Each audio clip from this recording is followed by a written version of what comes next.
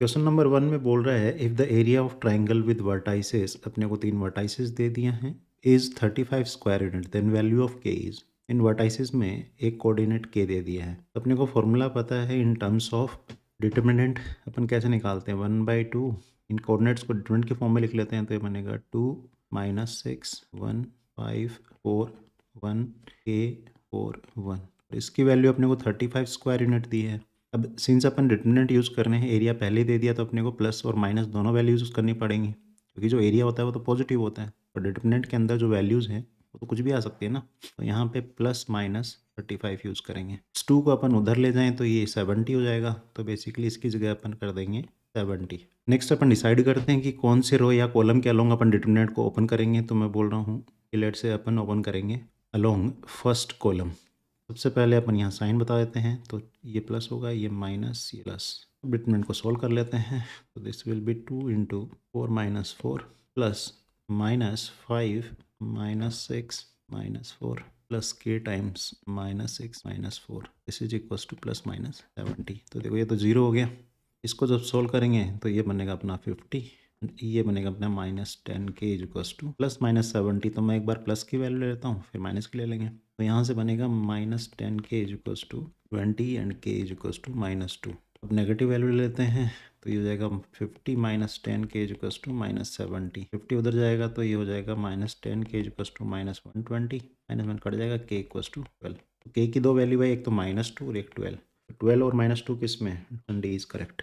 Next question number 2 में पूछ रहा है let a be a skew symmetric matrix of order 3।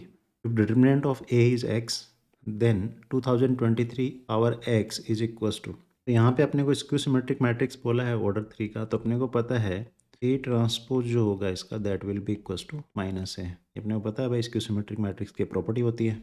दोनों तरफ इसका डिटरमिनेंट ले लेते हैं, तो ये बनेगा determinant of a transpose is equals to determinant of minus, इसमें से -1 कॉमन ले लेते हैं, तो -1 की पावर कितना हो जाएगा 3, क्योंकि 3 ऑर्डर का है, तो -1 की पावर 3 क्या होगा, -1 ही होगा।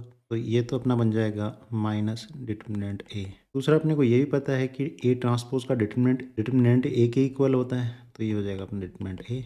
तो यहाँ से देखो इसको इधर ले आएंगे तो 2 times determinant a will be equals to 0, determinant a will be equals to 0। इसकी वैल्यू कितनी आई 0। अपने को क्या बोल रखा है क्वेश्चन में कि डिटरमिनेंट ए की वैल्यू x है, वो कितने है, x इक्वल्स टू कितना हो गया 0।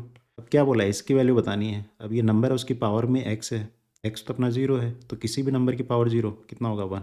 Option D is correct. Next question number 3 में बोल रहा है if small A I J and capital A I J represents the I jth element and its cofactors respectively. तो बेसिकली क्या बता रहा है, ये तो एलिमेंट बता रहा है और ये जो है ये बता रहा है को factor. Then the value of this. अब ध्यान से देखो, ये तो अपना एलिमेंट है भाई, तो ये जो एलिमेंट्स हैं ये कौन से रो के होंगे। तो देखो ये A11, ये A12, A13, तो ये अपना फर्स्ट रो के एलिमेंट्स हो गए। दूसरा इसके मल्टीप्लिकेशन में अपने को कोफैक्टर्स दे रखे हैं A21, A22 एंड A23। तो ये जो हैं ये कौन सी रो के, ये सेकंड रो के A21, A22, A23।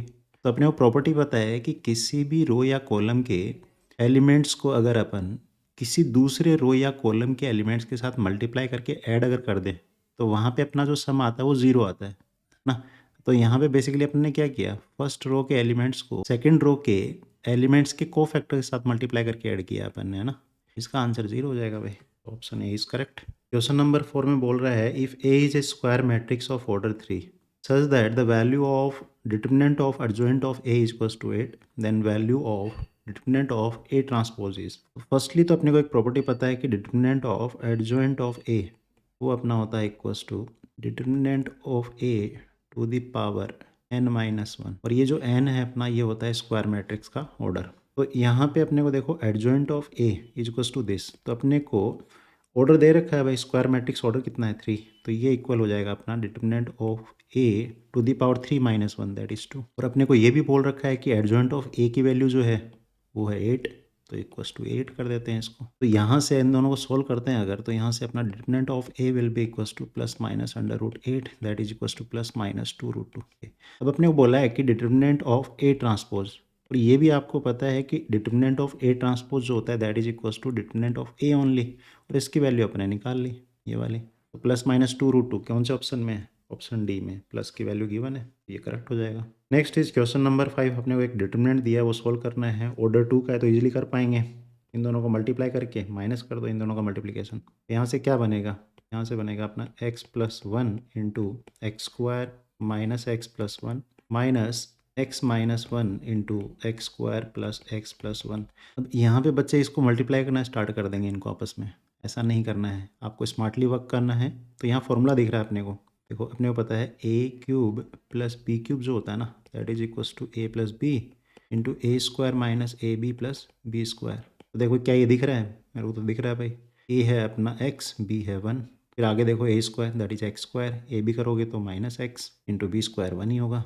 इसी तरीके से ये वाला कौन सा फॉर्मूला बन रहा है, ये बन रहा है अपना a cube minus b cube, वो किसके इक्वल होता है, a minus b into a square plus a b plus b square. तो यहाँ से अपन बोल सकते हैं कि ये जो एक्सप्रेशन है ये इक्वल हो गया अपने x cube plus 1 cube, 1 cube तो 1 ही होगा, माइनस ये अपना बनेगा एक्स क्यूब माइनस 1 क्यूब, ये भी 1 ही होगा। तो यहाँ से अपन फर्दर सोल्व करेंगे तो बनेगा x cube plus 1 minus x cube plus 1, ये कट जाएगा इक्वल टू 2। कौन सा option, option b is correct. Clear है, चलिए